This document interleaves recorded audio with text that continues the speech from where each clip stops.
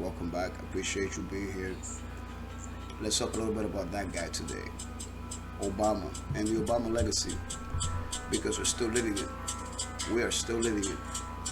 Now, I'm going to keep it short, as I always try to do, because it's not me you're going to learn from. It's from the people that I learned from. That's what I like sharing. Obama was very young. Obama was 45, I believe, when he became the president. I'm 30. I'm shy years away from Obama's age, 8 years away from Obama's age. I'm a kid still. And I don't care how much I've read, there's a certain maturity that I just don't have. And this guy is from a one-parent home. You're kind of flawed when you're that, when you're from his background. And forget about all the parenting. It's just he was 45. He's young and he was very naive, and he ran the country that way. And we're kind of in a situation like that now with Biden. But not because he's naive and young, it's because he's out of his fucking mind. But without further ado, let's hear Thomas Sowell's opinion on Barack Obama's presidency. The percentage of people in this administration who've had any experience in the private economy is radically lower than that in any previous administration in recent times of either party. And man, there's nobody more certain than the guy who's never had to do it.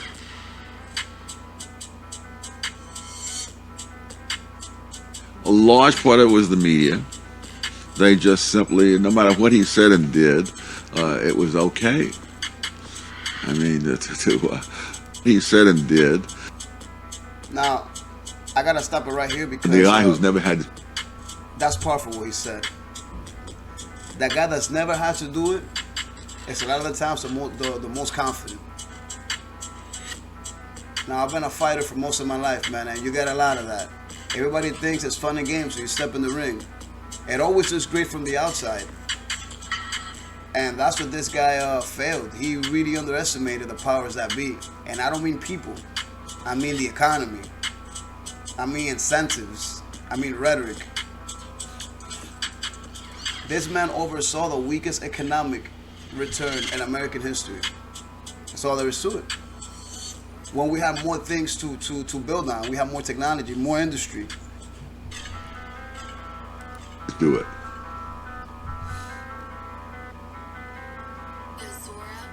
A large part of it was the media.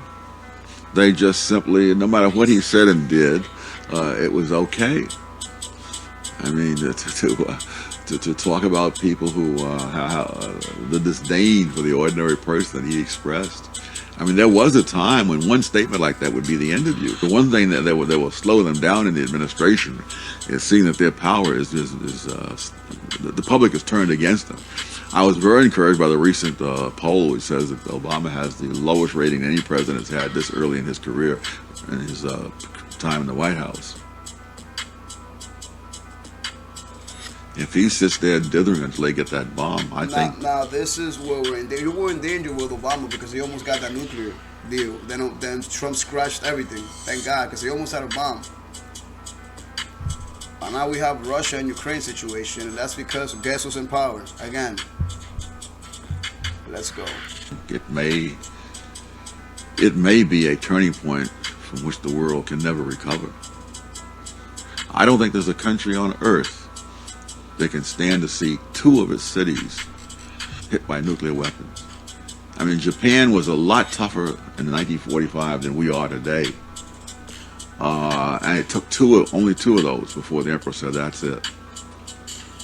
These people were ready to turn tail and run in Iraq 2 years ago.